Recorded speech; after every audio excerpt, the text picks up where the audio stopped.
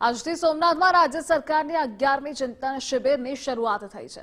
મુખ્યમંત્રી ભૂપેન્દ્રભાઈ પટેલની હાજરીમાં 11મી ચિંતન શિબિર છે।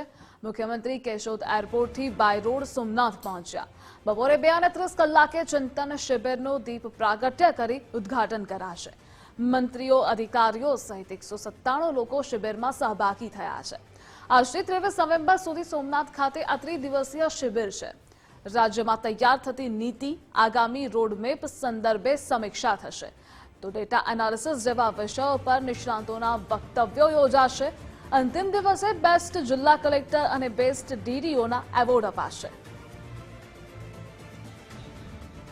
રાજપૂતે આપણી સાથે સંવાદદાતા નિકુંજ જાની જોડાયેલા છે। નિકુંજ, કેટલા વાગ્યાથી આ ચિંતન શિબિરની શરૂઆત થશે અને 3 દિવસના કાર્યક્રમોની વિગતો આપશો?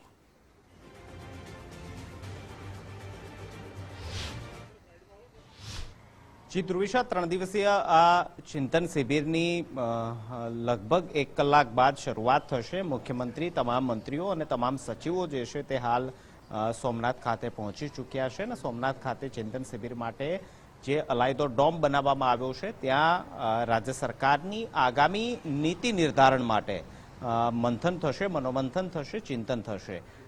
2003માં ચિંતન શિબિરનો પ્રારંભ પ્રધાનમંત્રી તરીકે જ્યારે તેઓ મુખ્યમંત્રી હતા તત્કાલીન નરેન્દ્ર મોદી તેમને કરાવ્યો હતો અને ત્યારથી સતત આ ચિંતન મનન રાજ્ય સરકાર જે છે તે કરી રહી છે।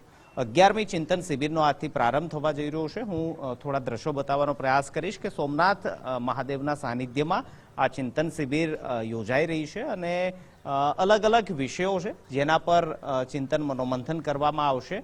રાજ્ય સરકાર તેની યોજનાઓ, તેના ઇમ્પ્લિમેશનને લઈને કઈ રીતે વધુ તેની અંદર સુદૃઢીકરણ કરી શકાય, તેની અંદર વધારામાં વધારે પારદર્શકતા કઈ રીતે લાવી શકાય તે અંગે ચર્ચા થશે। એઆઈ જેવા પણ વિષયો છે જે અંગે પણ આ ચિંતન શિબિરની અંદર ચર્ચા કરવામાં આવશે। અલગ અલગ વક્તાઓ છે જે પણ અલગ અલગ ટોપિક જે છે તેના આધારે ચિંતન શિબિરની અંદર ચર્ચા વિચારણા કરશે। ગ્રુપ ડિસ્કશન જે છે તે પણ રાખવામાં આવ્યા છે કે જેમાં તમામ મંત્રીઓ, અધિકારીઓ અલગ અલગ વિભાગોની અંદર અલગ અલગ મુદ્દાઓ તેમને આપવામાં આવશે, જેમાં શહેરી વિકાસનો મુદ્દો હોય, ગ્રામીણ વિકાસ અને ખેતીનો મુદ્દો હોય, તો આવા તમામ મુદ્દાઓ છે જેના પર ચર્ચા વિચારણા આ ચિંતન શિબિર દરમિયાન થવાની છે। 3 દિવસીય ચિંતન શિબિર છે જેમાં લગભગ 5 થી 6 જેટલા અલગ અલગ ટોપિક્સ છે જેના પર વક્તાઓ જે છે તે પોતાનું વક્તવ્ય આપશે। ચિંતન શિબિરની શરૂઆત જ્યારે થશે ત્યારે મુખ્યમંત્રીનું સંબોધન હશે, રાજ્યના મુખ્ય સચિવ જે છે રાજકુમાર તેનું સંબોધન હશે અને ત્યારબાદ આ ચિંતન શિબિરનો પ્રારંભ થશે। 3 દિવસીય ચિંતન શિબિરની રૂપરેખા જે છે તેમાં લગભગ 10 થી 12 જેટલા અલગ અલગ ટોપિક છે જેના પર ચર્ચા થવાની છે। સાથે જ છેલ્લા દિવસે જે પણ આ ચિંતન મનોમંથનનું જે હાર્દ નીકળ્યો છે તેની કીનોટ્સ પણ બનાવવામાં આવશે અને સાથે સાથે ત્યારબાદ તેનું આગામી સમય દરમિયાન કઈ રીતે રાજ્ય સરકારની વહીવટી સેવાઓની અંદર તેનું ઇમ્પ્લિમેશન કરી શકાય તે સંદર્ભે પણ ઇમ્પ્લિમેશનનો દોર જે છે તે ચિંતન શિબિર બાદ શરૂ થશે।